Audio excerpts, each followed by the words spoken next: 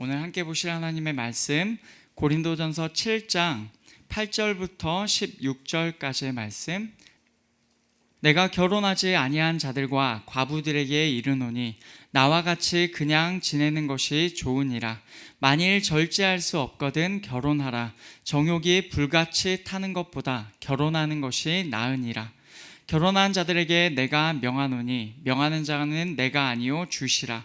여자는 남편에게서 갈라서지 말고 만일 갈라섰으면 그대로 지내든지 다시 그 남편과 화합하든지 하라. 남편도 아내를 버리지 말라. 그 나머지 사람들에게 내가 말하노니 이는 주의 명령이 아니라. 만일 어떤 형제에게 믿지 아니하는 아내가 있어 남편과 함께 살기를 좋아하거든 그를 버리지 말며, 어떤 여자에게 믿지 아니하는 남편이 있어 아내와 함께 살기를 좋아하거든 그 남편을 버리지 말라. 믿지 아니하는 남편이 아내로 말미암아 거룩하게 되고 믿지 아니하는 아내가 남편으로 말미암아 거룩하게 되나니 그렇지 아니하면 너희 자녀도 깨끗하지 못하니라. 그러나 이제 거룩하니라. 혹 믿지 아니하는 자가 갈리거든 갈리게 하라. 형제나 자매나 이런 일에 구애될 것이 없느니라. 그러나 하나님은 화평 중에서 너희를 부르셨느니라. 아내된 자여 내가 남편을 구원하는지 어찌 알 수 있으며 남편된 자여 내가 내 아내를 구원하는지 어찌 알 수 있으리요. 아멘. 지난주 우리는 결혼에 관한 말씀을 함께 살펴보았습니다. 결혼 관계는 서로 자기 몸을 주장하지 않고 서로에게 종속되는 사랑의 의무를 지는 관계입니다. 부부의 이 관계는 더 나아가서 영적으로 그리스도와 성도, 교회와 성도와의 관계도 의미합니다.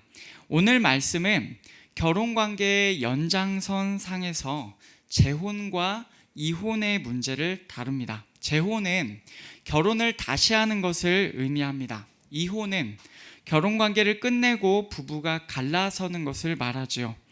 결혼관계를 시간이 지나도록 그대로 유지하는 것은 참 복된 일이라고 말할 수가 있습니다.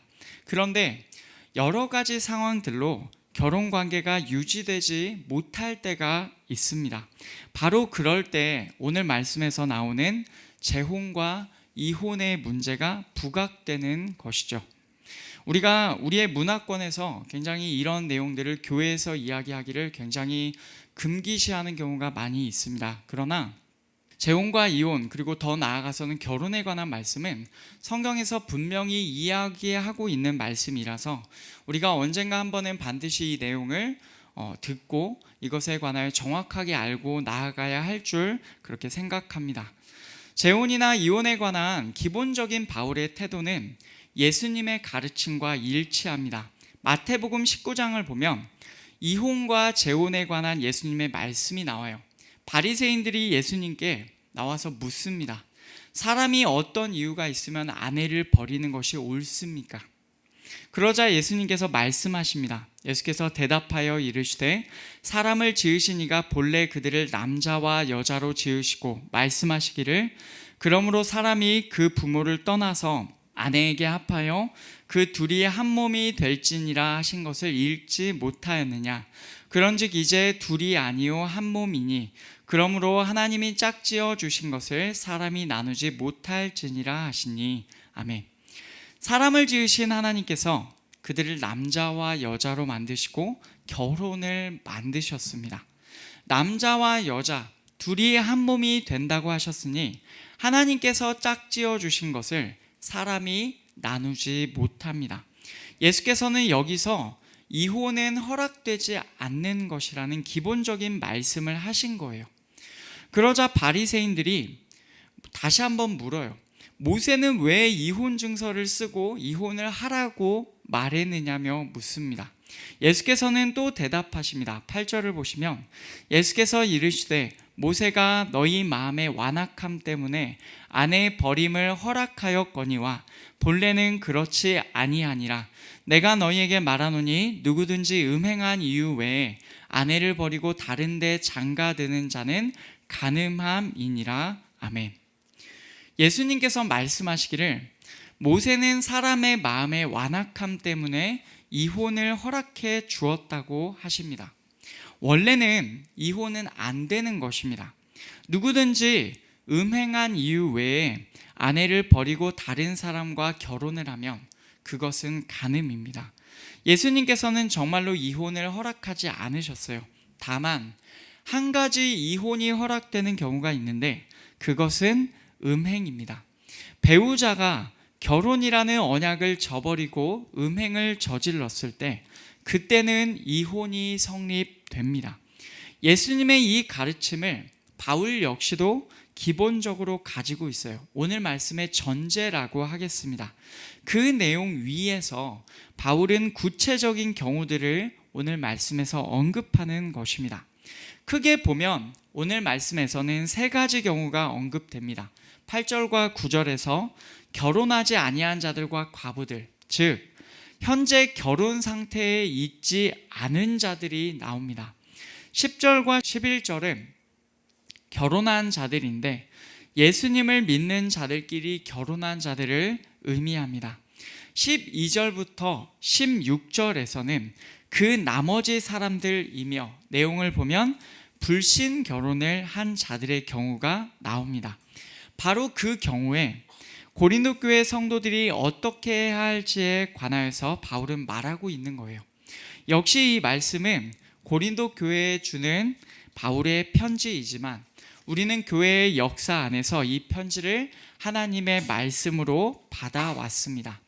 내용을 하나하나 살펴보면서 오늘도 우리에게 주시는 하나님의 말씀에 함께 귀 기울이기 원합니다. 우선 첫 번째 경우가 언급됩니다. 결혼 상태에 있지 않은 자들에 관한 말씀이에요. 오늘 말씀 8절과 9절입니다. 내가 결혼하지 아니한 자들과 과부들에게 이르노니 나와 같이 그냥 지내는 것이 좋으니라. 만일 절제할 수 없거든 결혼하라. 정욕이 불같이 타는 것보다 결혼하는 것이 나으니라. 아멘.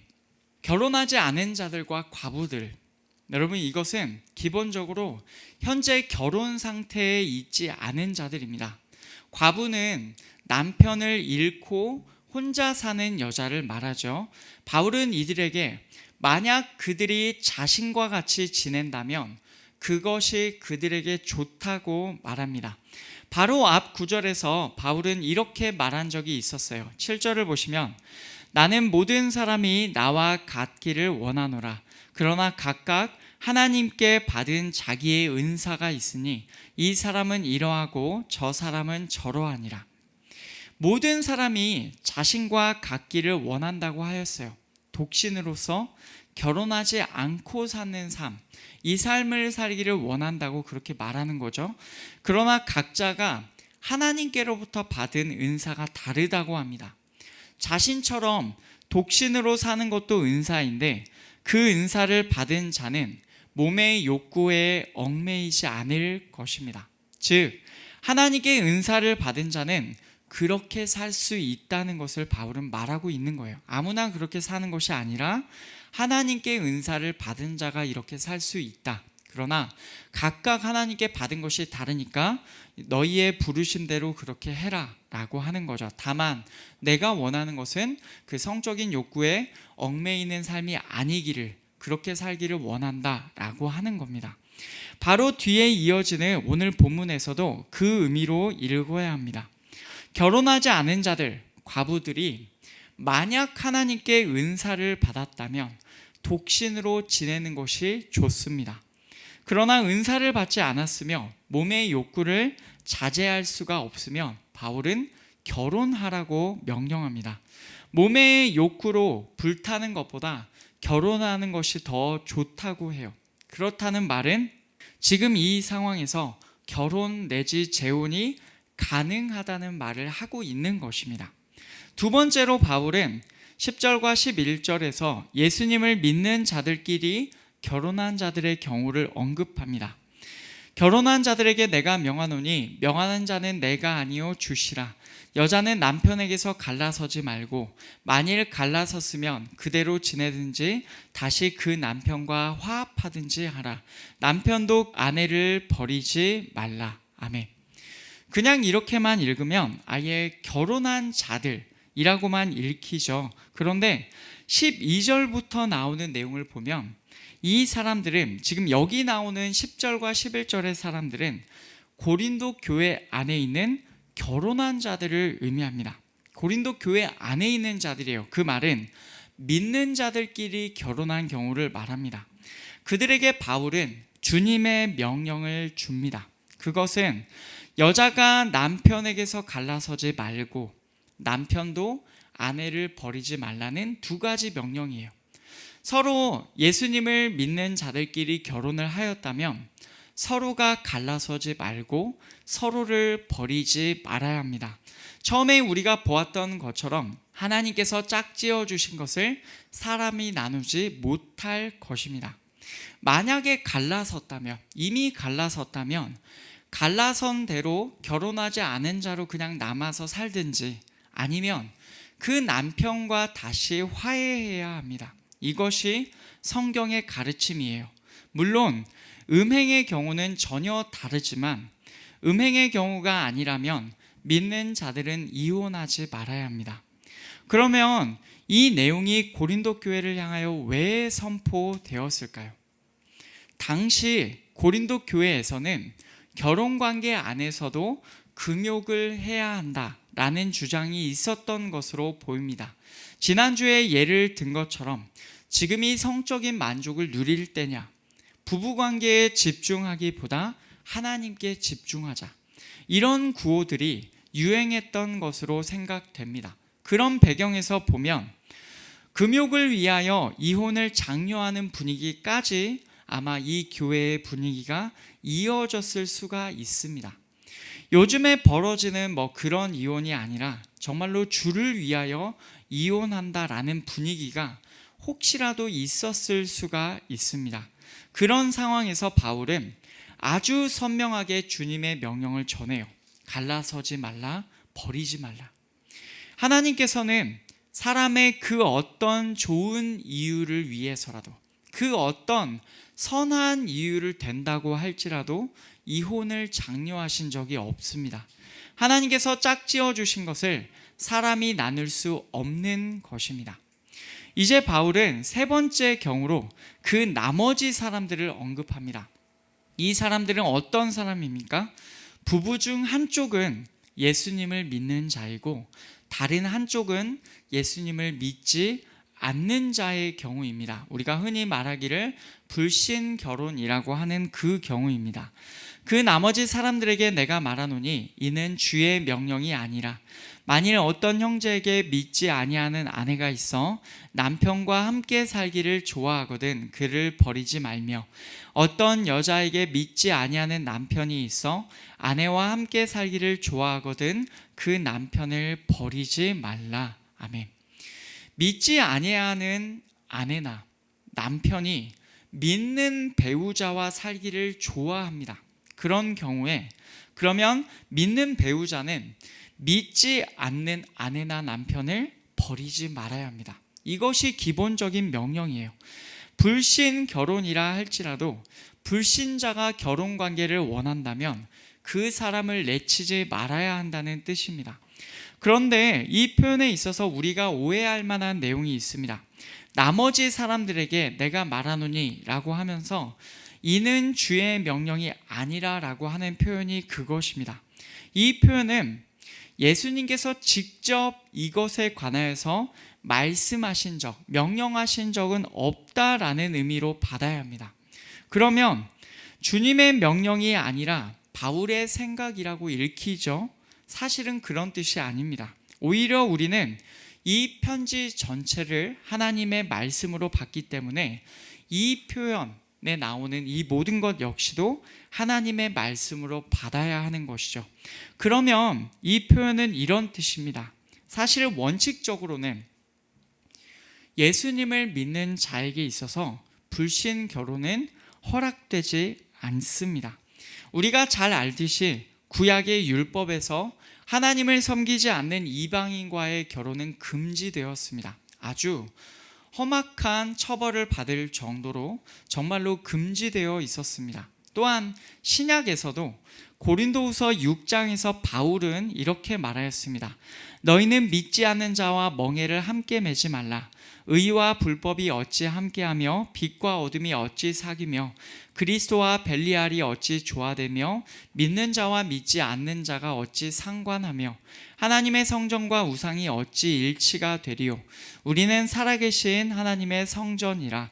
이와 같이 하나님께서 이르시되 내가 그들 가운데 거하며 두루 행하여 나는 그들의 하나님이 되고 그들은 나의 백성이 되리라. 아멘. 이 내용 전체에서 말하고 있는 것이 무엇입니까? 바울이 고린도 교회 성도들에게 믿지 않는 자와 멍에를 함께 매지 말라고 합니다.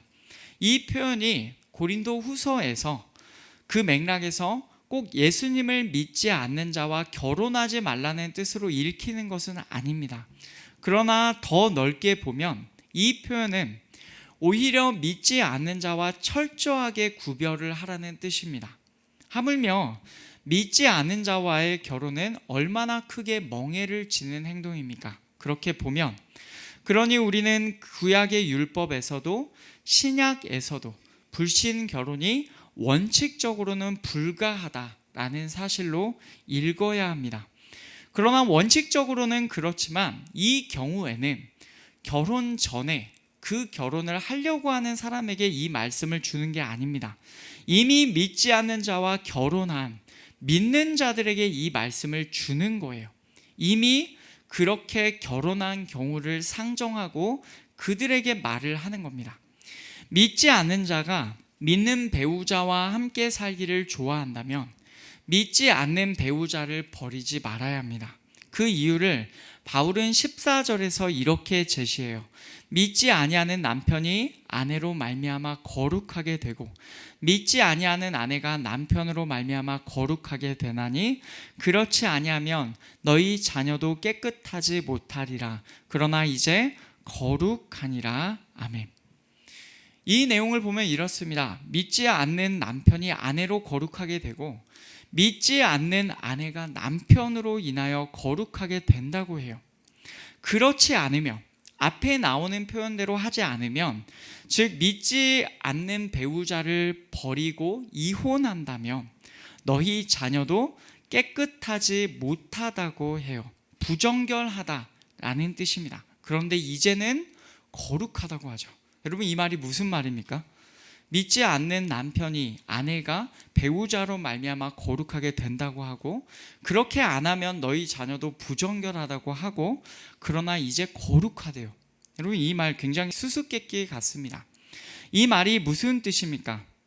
남편이 믿지 않더라도 아내가 믿으면 남편이 거룩해진다는 구원받는다는 그런 뜻입니까? 믿지 않는 배우자를 버리면 자녀가 부정결하다는 것은 무슨 말이며 이제 거룩해진다는 뜻은 무슨 뜻입니까? 이 전체의 내용을 보기 위해서 여러분 우선은 거룩함과 부정결함에 관한 개념에서 좀 시작을 해야 합니다.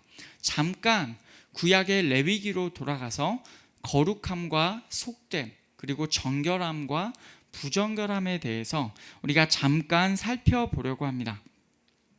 레위기 10장을 보면 제사장이 해야 할 일들 중에서 구별해야 할 일들이 있습니다.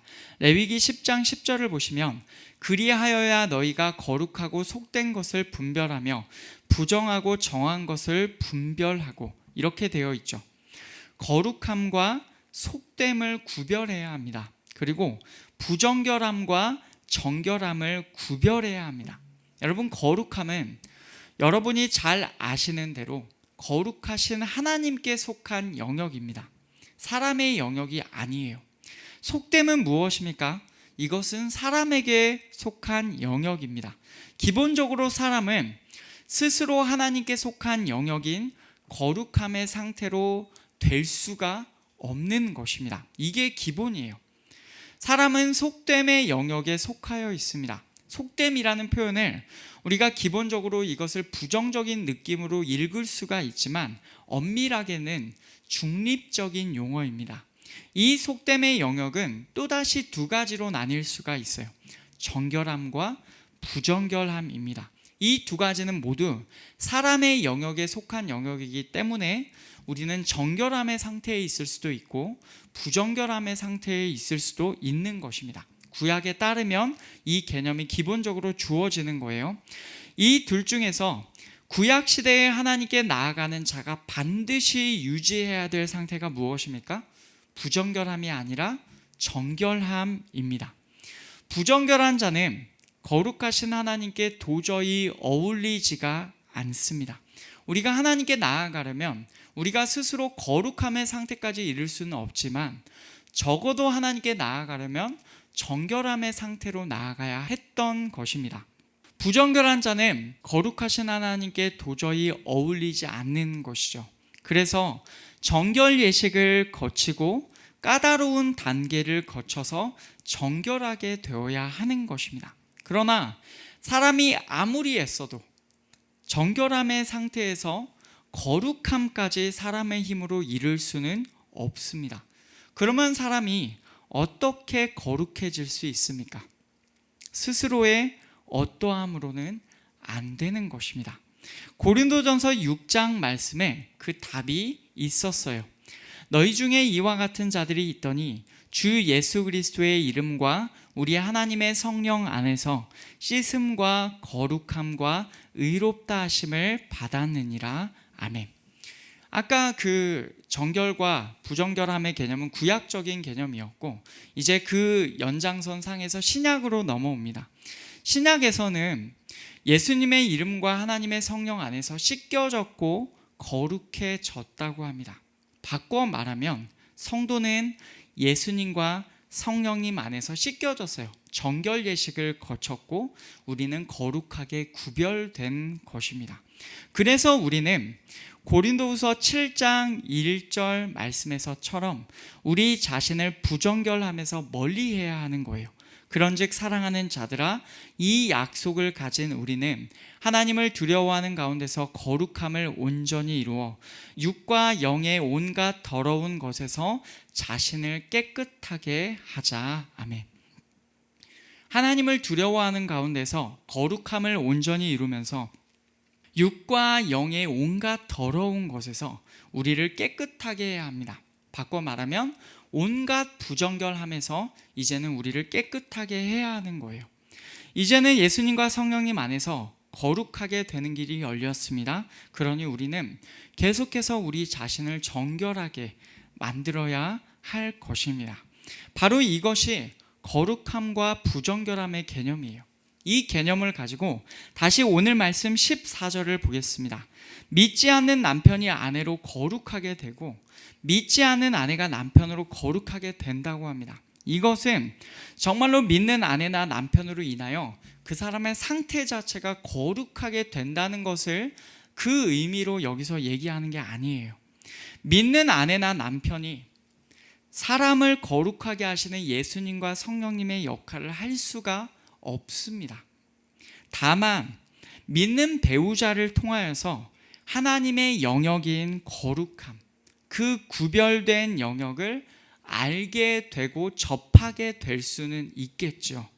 그 가정이 그래도 믿는 배우자 덕분에 하나님의 영향력 아래에 있게 될 수가 있는 것입니다. 만약 믿지 않는 배우자를 버린다면, 믿는 자가 믿지 않는 배우자를 버린다면 어떻게 될까요? 그렇지 아니하면 너희 자녀도 깨끗하지 못하니라. 훨씬 더 부정결함에 노출될 것입니다.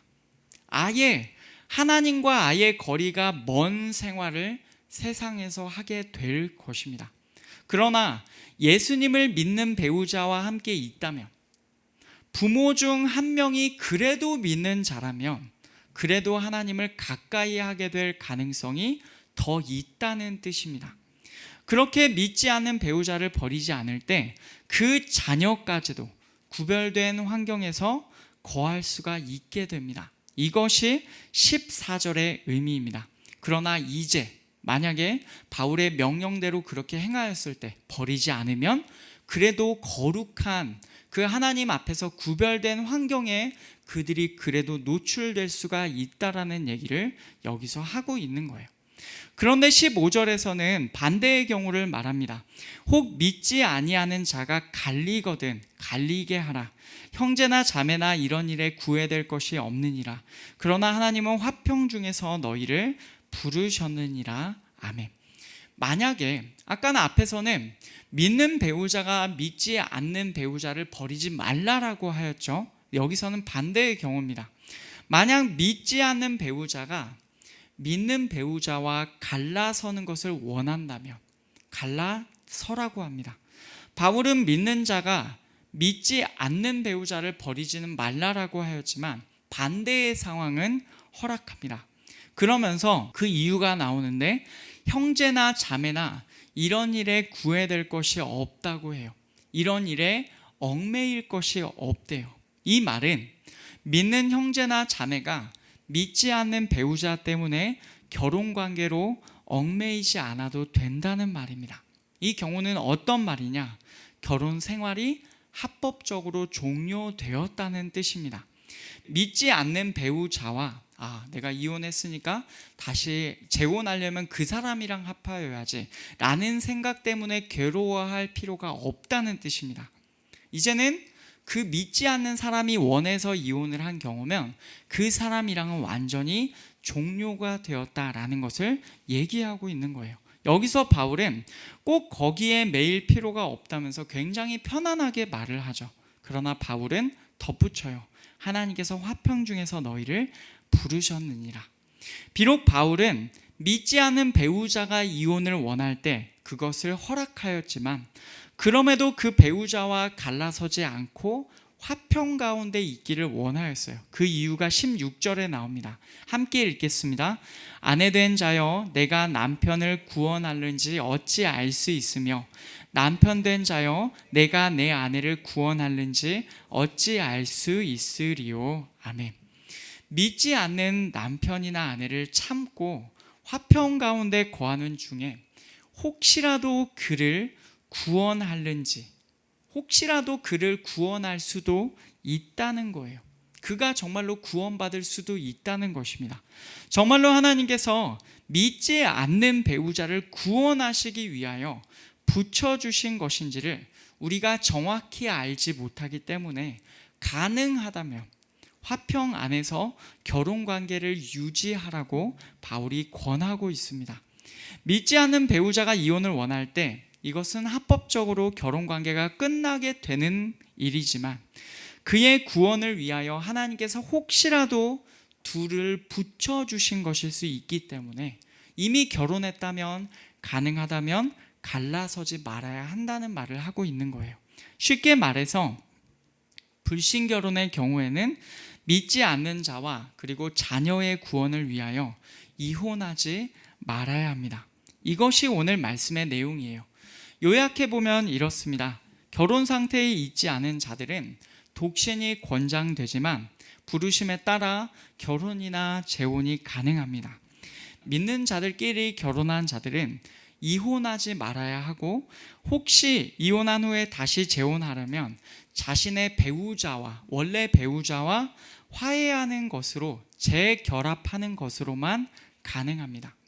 믿지 않는 배우자와의 불신결혼은 믿지 않는 배우자가 원한다면 이혼할 수는 있습니다. 그러나 그의 구원과 자녀의 구원을 위하여 평화를 가능하다면 유지해야 하며 이혼하지 않는 것이 좋습니다. 이 내용을 보면 모든 경우에 원칙이 있는 것을 알 수가 있어요. 결혼은 하나님께서 짝지어 주신 것으로 이혼하지 않는 것이 원칙입니다. 혹시라도 믿는 자들끼리 결혼한 후에 이혼한 자가 다시 결혼하기 원한다면 새로운 결혼을 하러 가는 것이 아니라 원래의 그 배우자와 다시 재혼하는 것으로만 가능합니다. 사별로 과부가 된 경우에는 배우자의 죽음으로써 결혼 관계가 이미 끝났기 때문에 이것은 이혼이 아니며 재혼이 가능합니다. 그러나 그 원칙만 받아들여지는 것은 아닙니다. 당연히 뭔가 이 과정에 있어서 우리가 지은 죄는 반드시 하나님 앞에서 회개하고 짚고 넘어가야 하겠지만 이미 지나간 일은 지나간 일대로 하나님께서는 그래도 받아주십니다. 불신 결혼은 원칙적으로는 불가합니다. 그러나 이미 결혼했다면 하나님께서는 그 결혼도 인정하십니다. 그래서 믿지 않는 배우자 기준으로 믿는 배우자와 함께 살기를 원한다면 그대로 살아도 되는 것이죠. 하지만 이 모든 경우에 하나님의 자비하심이 존재합니다. 결혼하지 않은 자들이나 과부들은 원한다면 결혼할 수도 있고 은사가 있다면 혼자 살 수도 있습니다. 이혼은 원래는 불가한 것이지만 배우자의 음행으로 인하여 이루어진 이혼은 하나님께서 인정하세요. 그래서 음행을 당한 사람이 신실하지 않은 배우자에게 더 이상 얽매이지 않을 수 있도록 공식적으로 인정해 주셨습니다. 불신 결혼의 경우에는 만약 믿지 않는 배우자가 이혼을 원하면 그렇게 할 수가 있습니다. 그래서 결혼 관계는 합법적으로 끝낼 수가 있고 믿는 배우자가 그 불신 결혼에서 놓일 수 있도록 하나님께서 해주셨어요. 그러나 믿지 않는 배우자가 함께 살기를 원한다고 한다면 그를 배려하고 그를 버리지는 않아야 합니다. 다만 믿지 않는 배우자와 그 자녀의 구원을 위하여서 할 수만 있으면 갈라서지 않아야 한다는 것이죠. 여러분 어떻습니까? 이 모든 것이 다 하나님의 사랑 안에 있습니다. 믿는 자든 믿지 않는 자든 어떤 상황에 있는 자라도 그를 향한 하나님의 사랑이 본문의 곳곳에서 드러나고 있는 것입니다. 그러면 우리는 오늘 말씀을 어떻게 받아들여야 할까요? 오늘 말씀이 해당되시는 직접적으로 해당되시는 분들이 있고 나랑은 크게 상관이 없습니다 하시는 분들도 있을 것입니다. 당연히 우리는 이 말씀을 결혼, 이혼, 재혼에 관한 우리에게 주시는 가르침으로 받아야 합니다. 있는 그대로 받아들여야 할 것입니다. 원칙이 있고 하나님께서 인정해 주시는 부분이 있으며 이 모든 것 위에 하나님의 자비하심이 있다. 우리는 이 내용을 있는 그대로 받아야 하겠습니다. 그리고 저는 이 내용을 좀 더 넓게 보기를 원합니다. 여러분 우리 삶에는 하나님의 부르심이 있어요. 이 모든 것의 주인이 하나님이십니다. 우리의 아주 구체적인 삶의 현장에서도 심지어 우리의 욕구가 드러나는 본능의 영역에 있어서도 우리는 하나님을 우리의 주인으로 인정하고 있는지 우리에게 물어보아야 합니다. 혹시라도 우리의 본능이 드러나는 그 일은 부정결한 것이다 라고 정의하면서 그 영역을 하나님께 감추고 있을 수도 있습니다. 이 영역은 하나님과는 어울리지 않는 영역이야 라고 우리가 그렇게 이미 우리의 마음에서 정의를 내리고 있을 수가 있어요. 그러나 그렇지가 않습니다. 우리의 주인이신 하나님께서는 우리의 형편을 잘 아십니다. 어떤 상황에서도 하나님께서는 그 형편에 있는 우리에게 자비를 베푸시고 건져주시려는 분이십니다. 여러분 그 하나님을 신뢰하시기 원합니다. 우리의 깊은 죄도 혹시나 부정결하다고 생각해서 하나님과 어울리지 않다고 여겨지는 영역까지도 여러분 우리의 본능에 우리의 욕구가 있는 그대로 드러나는 그 영역에서도 하나님 앞에 솔직하게 들고 나아가는 우리가 되기를 원합니다. 하나님께서는 그분을 의지하는 우리를 버리지 않으실 것이고 우리를 이해하시고 우리를 건져 주실 것입니다. 우리는 그 하나님을 오해하지 말아야 해요. 하나님이 싫어하실 거야. 하나님이 이런 나를 더럽다고 생각하실 거야. 하나님이 이런 나를 정말로 내치실 거야. 이런 생각들을 우리 안에서 제거해야 합니다. 하나님께서는 우리를 괴롭게 만들고 당신의 필요에 따라 우리를 이용하는 분이 아니십니다. 신명기 10장 말씀에서는 하나님의 명령과 규례를 주시는 이유를 분명하게 밝힙니다. 내가 오늘 내 행복을 위하여 내게 명하는 여호와의 명령과 규례를 지킬 것이 아니냐. 아멘. 하나님의 명령과 규례는 우리의 행복을 위하여 주시는 것입니다. 이 하나님의 명령과 규례 안에 거하는 것이 우리에게 선이고 우리에게 좋은 것입니다.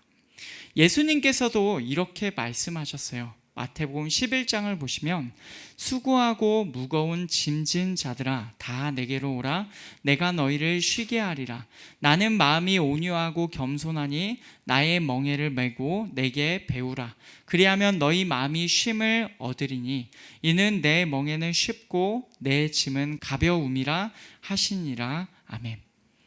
우리는 예수님을 따르는 길이 무거운 멍에를 지는 것이라고 오해했을 수 있습니다. 그래서 십자가의 길 하면 뭔가 아주 험하게만 보이고 뭔가 아주 괴로운 길만 있을 것만 같고 그런 생각이 듭니다. 그러나 예수님께서는 분명하게 말씀하셨어요. 수고하고 무거운 짐진 자들인 우리가 예수님께로 가서 우리의 짐을 내려놓고 그분의 짐을 지라고 하셨어요. 우리의 멍에보다 예수님의 멍에가 쉽고 우리의 짐보다 예수님의 짐이 가볍다고 하셨습니다. 우리는 이 말씀들을 있는 그대로 믿을 수 있어야 합니다. 혹시라도 하나님과 예수님을 우리가 오해했다면 더 이상 그렇게 하지 말기를 원합니다.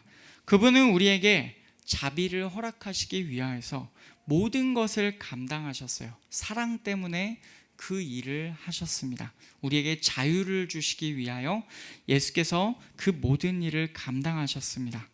이제 그 사랑을 인정하고 그분의 사랑 안에 그분의 말씀 안에 머물기를 즐겨하는 자들이 되기를 원합니다. 여러분, 우리가 그분께로 나아가면 우리에게 참된 안식이 있을 것입니다. 우리의 죄 지었을 때 그때만 나아가는 것이 아니라 우리가 우리의 욕구에 사로잡혀서 우리 자신도 우리를 어떻게 제어하기 어려울 그때 과연 이 모습까지도 하나님이 나를 사랑하실 수 있나 라고 생각하는 그때에도 하나님께 나아가는 우리가 되기를 원합니다. 하나님께 도움을 구하실 때 하나님께서 우리를 도와주실 것입니다. 하나님께서 우리를 건져주시고 우리에게 안식을 허락하실 것입니다. 동시에 우리는 예수께서 우리의 신랑 되심을 기억하고 절대로 그분을 버리지 말아야 할 것입니다. 신랑이신 그리스도께서 신부인 우리를 버리고 간음을 행하신 적이 단 한 번도 없으십니다. 마찬가지로 신부인 우리가 신랑이신 그리스도를 버리고 간음을 행하여서는 안 됩니다. 절대로 그리스도를 떠나지 말고 그분을 버리지 않는 이런 우리가 되기를 원합니다. 이런 우리는 반드시 구원을 받게 될 것입니다. 말씀을 맺겠습니다. 하나님께서는 우리의 주인이실 뿐 아니라 우리의 결혼에도 주인이 되십니다. 당연히 재혼과 이혼에도 그 주인이 하나님이십니다.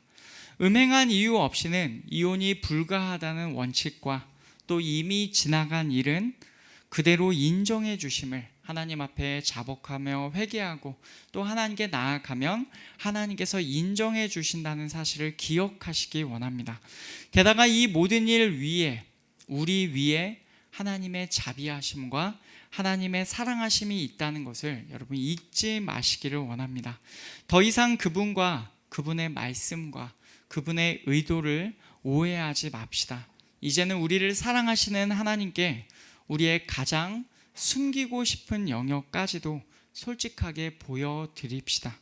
우리의 신랑 되신 예수님께서 우리를 받아주시고 우리를 구원하시고 우리를 쉬게 해 주실 거예요. 그리고 이제부터 우리의 신랑 되신 그리스도께 우리의 신실함을 지키는 자들이 되기를 원합니다. 그렇게 예수님의 순결한 신부로 이 땅을 그분과 함께 살아가는 우리 모두가 되기를 간절히 축복합니다.